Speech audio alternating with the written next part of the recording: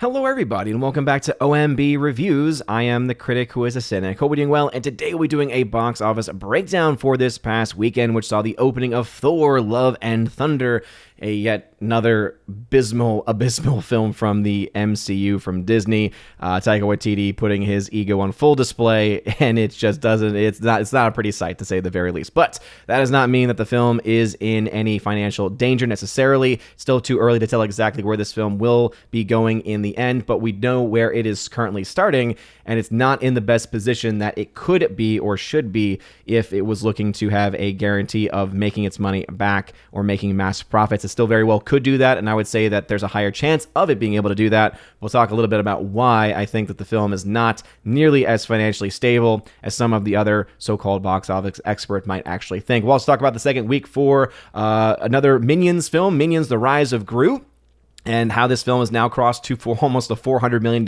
which has already doubled the box office for Buzz Lightyear's film, the Lightyear movie from Disney. Oh my goodness. It's pretty amazing to see just how bad Disney Pixar's Lightyear is currently doing at the box office. It's not good at all. But before going any further, though, please make sure you smash that like button, not that fire button if you're watching over on Odyssey, and also make sure that you are subscribed to the channel with that bell notification on. That way you know every time a video or live stream goes on the channel. I don't know why I said live stream twice. That's why I always do it live. You can also find out whenever I make a post on the channel, and if you were following that, you would have known I have been basically kicked off of Twitter. What they have done is they have decided to lock my account. They locked it for a period of about 20 hours.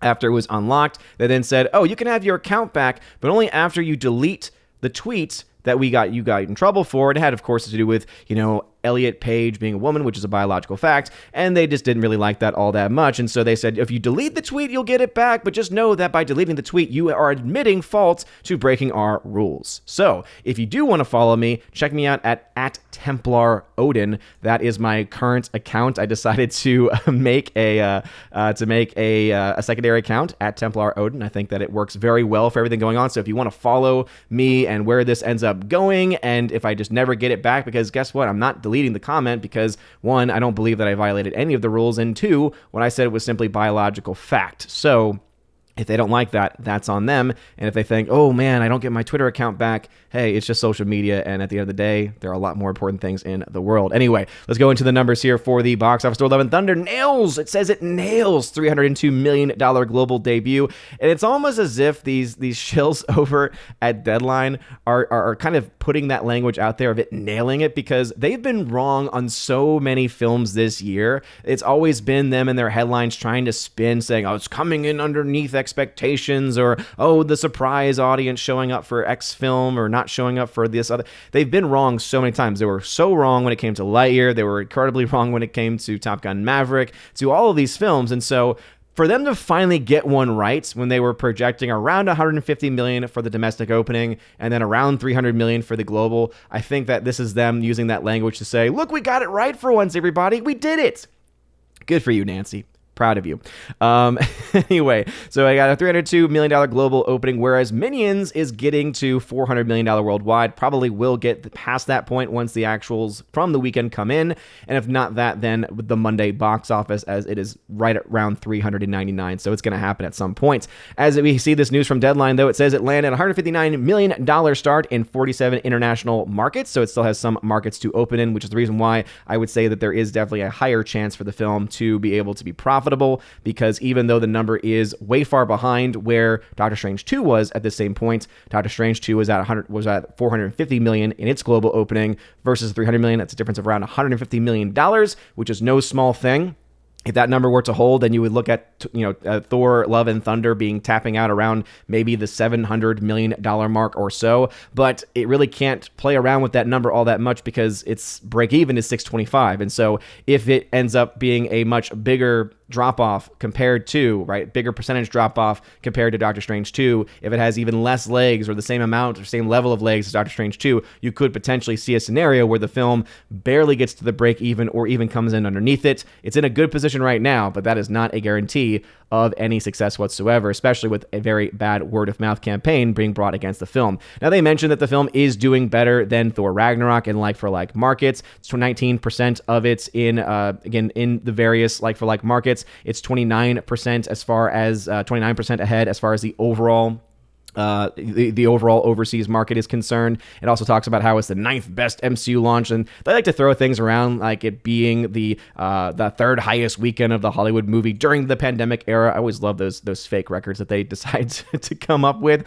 But even though it is doing better than certain films, doing worse than other films, it is its own unique movie, meaning it's going to have its own story to tell. It's going to have its own type of drop-offs. And so comparing the films, though it is sometimes helpful, is not always the entire story. Like saying that this is ahead of Top Gun Maverick by about 38%. Yes, that's not telling the whole story, because guess what? Top Gun Maverick had incredibly strong legs, incredibly strong holds, because it's a great film, whereas Thor Love and Thunder, not so great of a film, not so great word of mouth, and so more likely to follow the same path as a Doctor Strange 2, which right now it's 32% below. And even though Doctor Strange 2 did make its money back, and if this film were to follow almost exactly in the same footsteps, it would reach that bare minimum. We still have to wait and see exactly what kind of word of mouth, or rather what kind of effect the word of mouth is going to have on this film compared to some of the others, especially when you have people associated with the film going after people who are critical of the movie or anything like that. It's not ever good to go after fans especially, or go after audiences that you want to see your movie, or to basically tell them, I don't want your money. Well, with a budget like this, you're going to want a lot of their money, because if you don't, you lose it. And let's just say you don't want to be one of a few films in the MCU to lose money, Taika. Anyway, with all that being said, Minions was able to come in at the number 2 spot with a $45.5 million domestic versus Thor's $143 million domestic, so it's still below what the expectations were, though it's definitely within that range. Minions, though, saw a 57% drop, so a pretty strong drop for a big film like this, and right now, crossing almost $400 million internationally, the film is expected to make some pretty big gains. Top Gun Maverick still holding on in the top 3 after 7 weeks of release. It's been in the top 3, I believe, every single week of those 7 weeks, dominating the number 1 spot for many of the weeks. And yeah, it's great to see this film continuing to make money. It's going to easily cross the $600 million mark this weekend domestically. And hey, kudos to them, kudos to Paramount and to Tom Cruise for being able to pull this off. Elvis came in the number 4 spot from Warner Brothers. And even though this film is not looking terrible until you recognize that the budget was so high and just too high for what this film really needed, or probably should have received.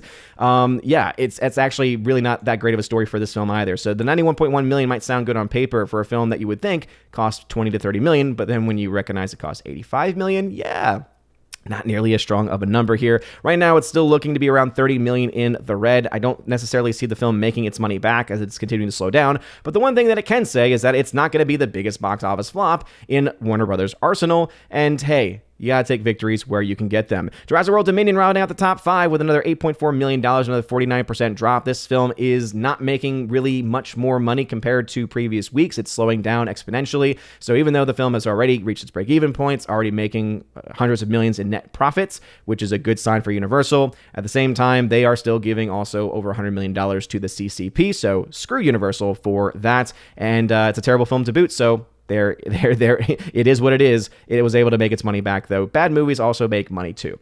The Black Phone coming in at number 6. This is a film that a lot of people have said, go see it, Odin, go see it, Odin, go see it. I might still go see it. I've heard it's very good as far as a thriller is concerned, and guess what? The box office seems to be showing it. It was made for very little money and is making pretty good amounts of profit at this point, so it's still sticking around the number 6 spot, so I very well might go see it in the end. You then also have Lightyear coming in at the number 7 spot, and what I love most about this number is not just another 55% drop, not just the fact that it's barely over $112 million versus the $210 domestic, so it's, again, Minions has doubled the domestic run, and then when you look at the $400 million for Minions, it's already doubled even the international numbers too, so it's just amazing to see that. But what's also amazing to see is after 4 weeks of release, it's very rare that you see this from Disney, they're already starting to basically admit and raise the white flag because they're pulling it from theaters in droves. They pulled it out of over 1,700 screens, 1,700 theaters, which is terrible. That is a bad sign. And as I mentioned,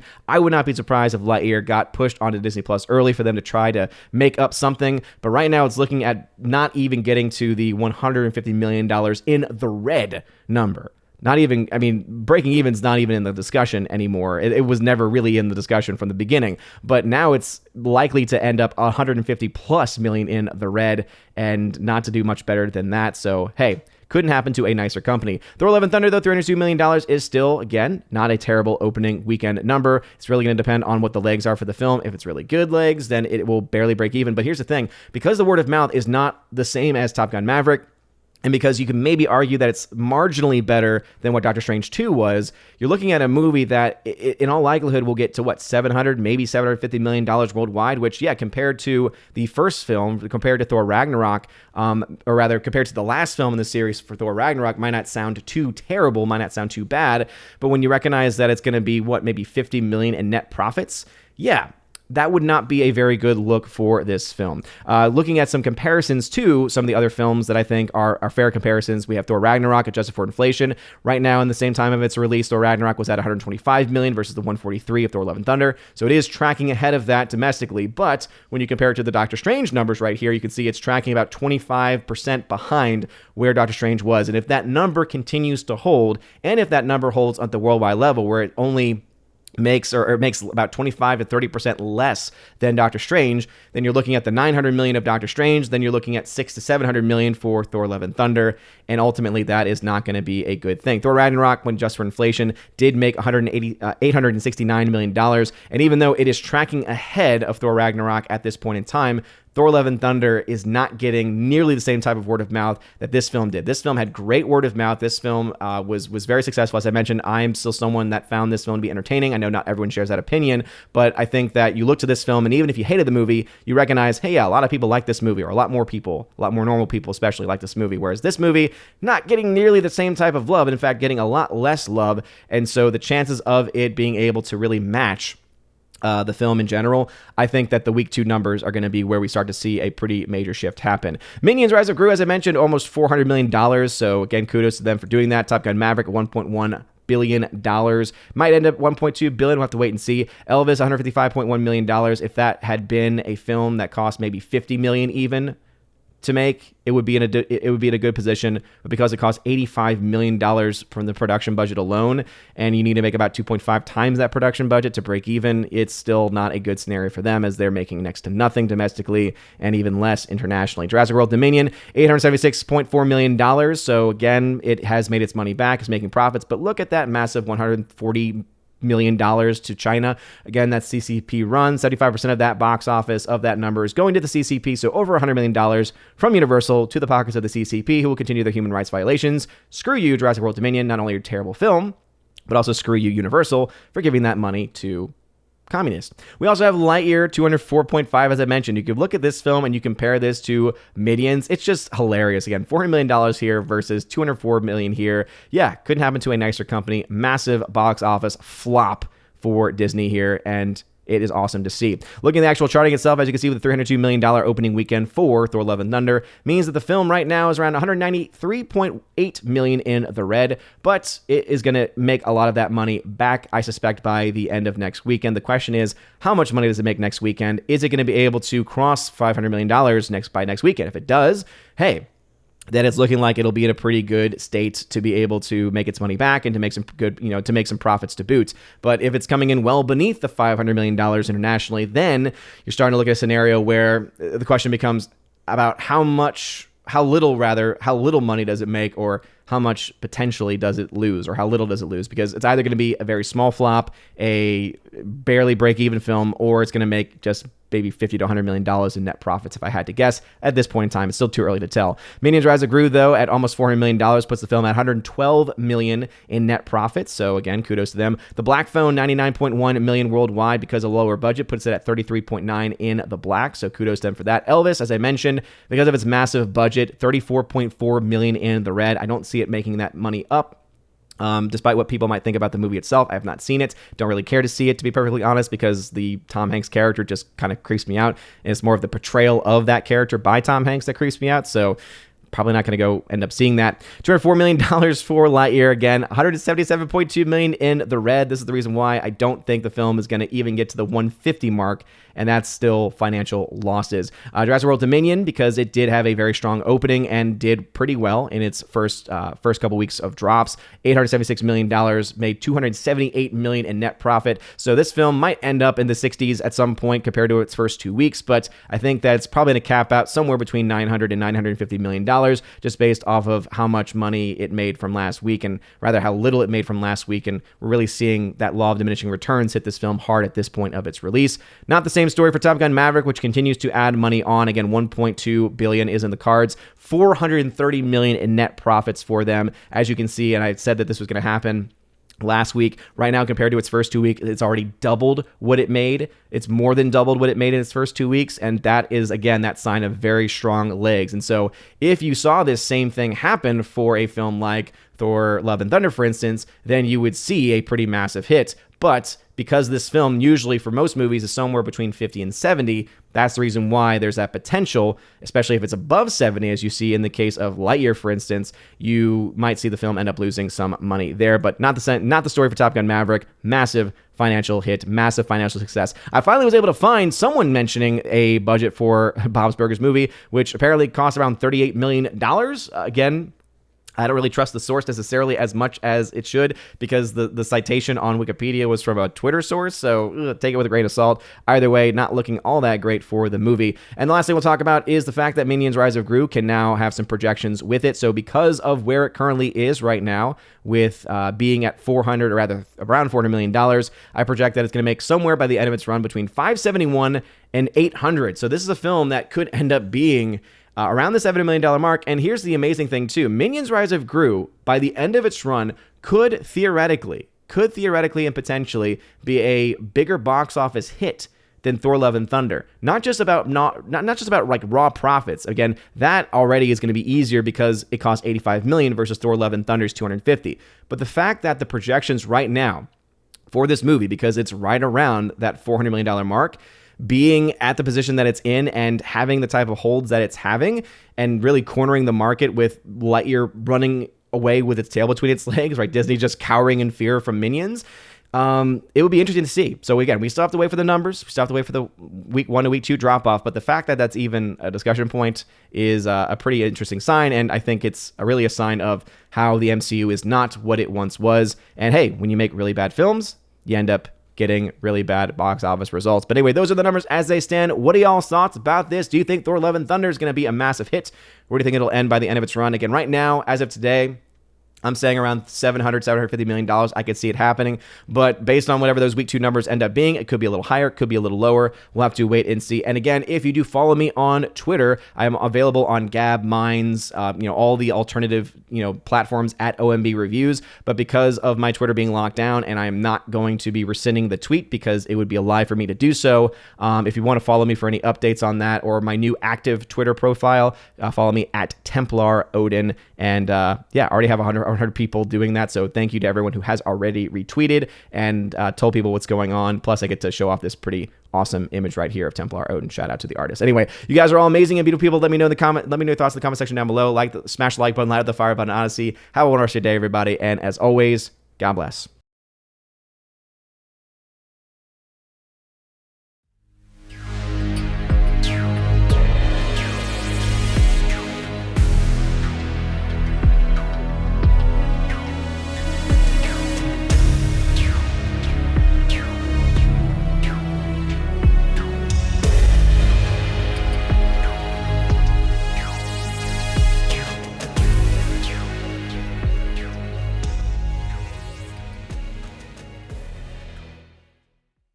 And now for a huge special shout out to my July Patreon Subscribe Star and Locals members at the Keeper of the Bifrost level and above. First starting off with Brandon, let's go Brandon, Chris from the 80s, who you can check out over on YouTube, Garrett Searles, Heimir Ari Hymason, Jeff Toon, Joe Horn, Jonathan Carney, Laura, The Modern Major General Story, Father, Luca Illick, Orange Hat Reviews, who you can also check out over on his YouTube channel as well. Congrats on recently getting to 1,000 subscribers. Rosetta Allen, who you can also find on YouTube as well. Stan Andrian and Miss Martin Muses, who also has her own YouTube channel. Thank you all very much for supporting me over on the platform of Patreon. We also have my Subscribe Star members, Matt317, Storm Tracker, The R, Fast Reaction, John B, Mr. Roy, Glinzer, J. Alice McCarthy Jr., shout out to you, good sir, and continue that awesome recovery that you are doing.